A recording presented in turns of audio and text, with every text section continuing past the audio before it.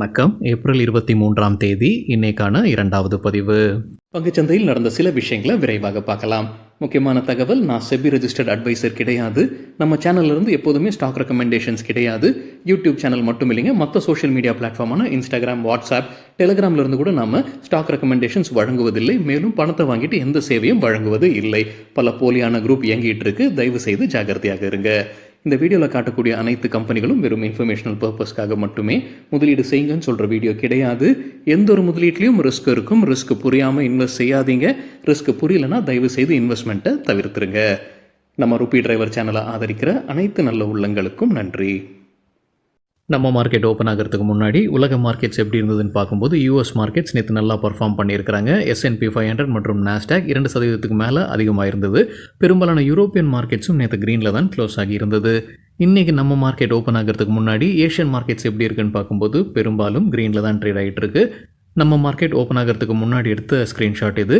இந்த வீடியோ சேர தருணத்தில் நம்ம மார்க்கெட் ஓப்பன் ஆகி நிஃப்டி கிட்டத்தட்ட ஃப்ளாட்டாக ட்ரேட் ஆகிட்டு இருக்கு 11-11:30 மணி அளவில்.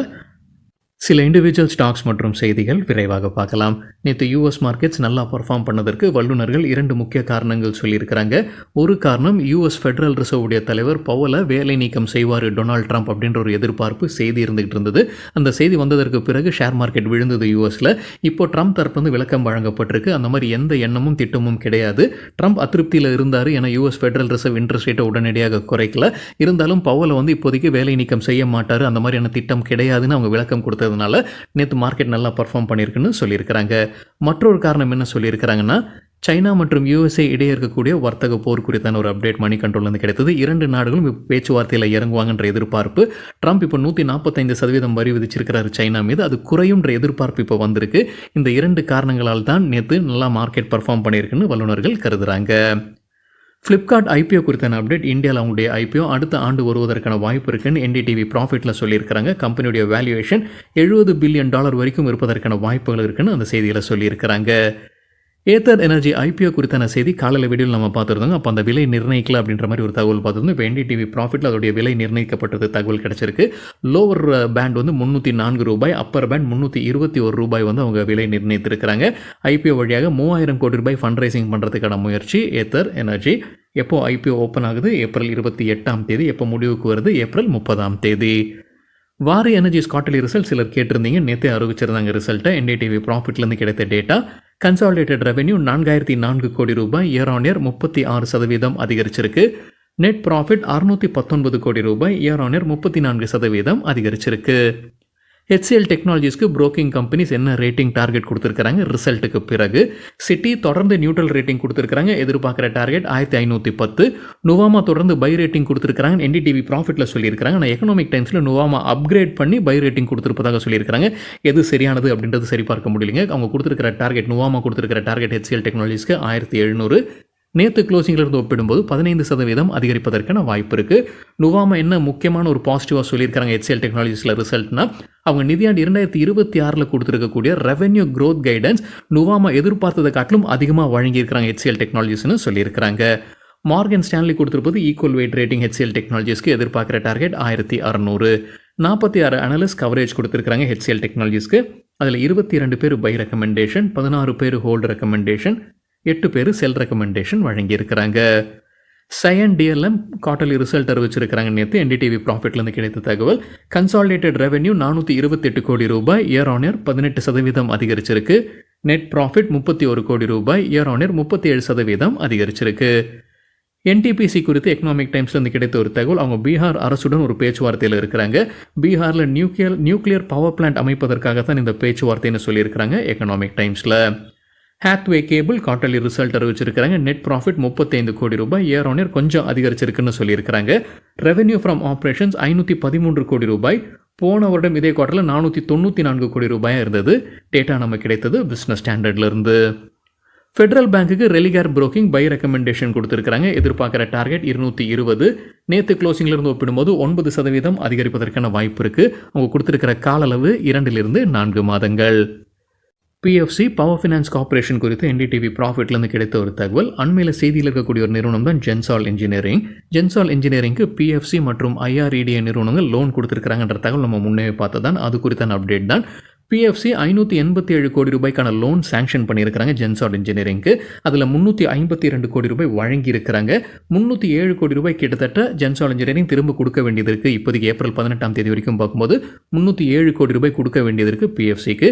அதை திரும்ப பெறுவதற்கான முயற்சியில் இறங்கி இருப்பதாக சொல்லியிருக்கிறாங்க பிஎஃப்சி. பிஎஃப்சியுடைய ஆன்டி ஃப்ராட் பாலிசி கீழே விசாரணையும் நடத்தி வராங்க ஜென்சால் இன்ஜினியரிங் மீது. அது மட்டும் இல்லாமல் எக்கனாமிக் ஆஃபென்ஸ் விங்கில் புகாரும் கொடுத்துருக்கிறாங்க.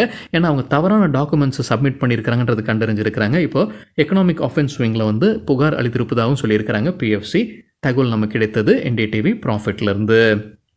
ஜென்சால் இன்ஜினியரிங் கிட்ட ஸ்டாக் எக்ஸ்சேஞ்ச் விளக்கம் கேட்டிருக்கிறாங்க. பத்திரிகையில் வந்து ஒரு செய்தி குறித்து அந்த செய்தியில் என்ன சொல்லியிருந்தாங்கன்னா, enforcement directorate Gensol engineering promoters மீது இப்போ விசாரணையை ஆரம்பிக்க இருக்கிறாங்க.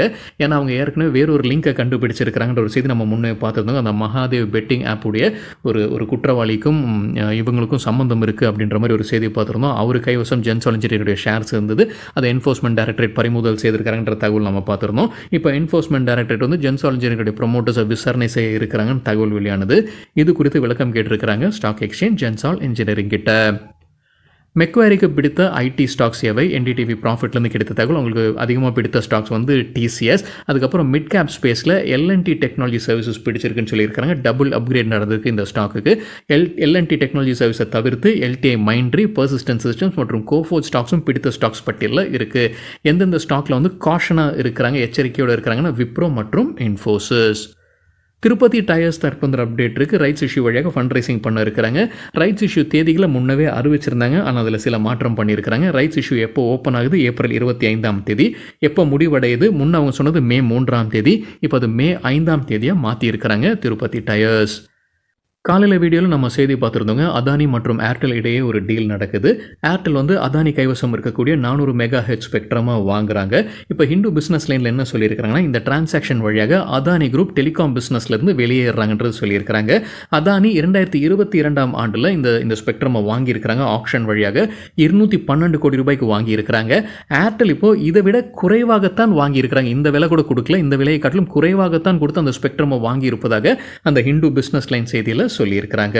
அது மட்டும் இல்லாமல் அதானி குரூப் வந்து சில அபராதங்கள் கட்ட வேண்டியது இருந்திருக்கு. ஏன்னா ஸ்பெக்ட்ரம் வாங்கினதற்கு பிறகு ஒரு ஆண்டிற்குள்ள அவங்க 5G சர்வீசஸை துவங்கி இருக்கணும். துவங்காமல் விட்டதுனால அபராதம் இருக்குது. அந்த அபராதங்களையும் அதானி குரூப்பே கட்டியிருப்பதாக அதே பிஸ்னஸ் லைனில் சொல்லியிருக்கிறாங்க. சுஸ்லான் எனர்ஜி தற்போது அப்டேட் இருக்குது. அவங்களுக்கு வின் ப்ராஜெக்ட்ஸ் கிடச்சிருக்கு என்டிபிசி கிரீன் எனர்ஜி கிட்டேருந்து. கேப்லின் பாயிண்ட் லேபரட்டரிஸ் தற்போது அப்டேட் இருக்குது. கம்பெனியுடைய மருந்துக்கு United States Food and Drug Administration ஒப்புதல் வழங்கியிருக்கிறாங்க. கோஆகுலேஷன் டிஸார்டர் சிகிச்சைக்கு பயன்படுத்தக்கூடிய மருந்துன்னு சொல்லியிருக்கிறாங்க Caplin Point Laboratories. MCX multi commodity exchange of India May 8ஆம் தேதி குவார்ட்டர்லி ரிசல்ட் வெளியிடுறாங்க. கூடவே டிவிடெண்ட் குறித்தான முடிவும் எடுக்கப்படும்னு சொல்லியிருக்கிறாங்க எம்சிஎக்ஸ். நேற்று ரிசல்ட் அறிவித்த சில கம்பெனிகள் இன்றைக்கி எப்படி பர்ஃபார்ம் பண்ணியிருக்கிறாங்க? நம்ம காலையில் 11-11:30 மணி அளவில் எடுக்கப்பட்ட டேட்டா. HCL டெக்னாலஜிஸ் இன்ட்ராடேல 7% அதிகரித்தது. AU ஸ்மால் ஃபினான்ஸ் பேங்க் 6% அதிகரித்தது. ஆவல்ஸ் இந்தியா 5% வீழ்ச்சியை பார்த்துருக்கு. வாரி எனர்ஜிஸ் நல்லா பர்ஃபார்ம் பண்ணியிருக்கிறாங்க, 9% அதிகரித்தது. டாடா கம்யூனிகேஷன்ஸ் வாலட்டைலாக இருந்திருக்கு, 5% அதிகரித்தது. ஆனால் இந்த வீடியோ சேர நேரத்தில் ரெட்டில் ட்ரேட் ஆகிட்டு இருக்கு. மஹிந்திரா அண்ட் மஹிந்திரா ஃபினான்ஷியல் 4% விழுந்திருக்கு இன்ட்ராடேல. டெல்டா காப் வாலட்டைலாக இருந்திருக்கு, 2% பாசிட்டிவ், 2% நெகட்டிவ். சரிங்க, இதுதான் சில விஷயங்கள் என்னுடைய பார்வைக்கு எட்டியது. நன்றி, வணக்கம்.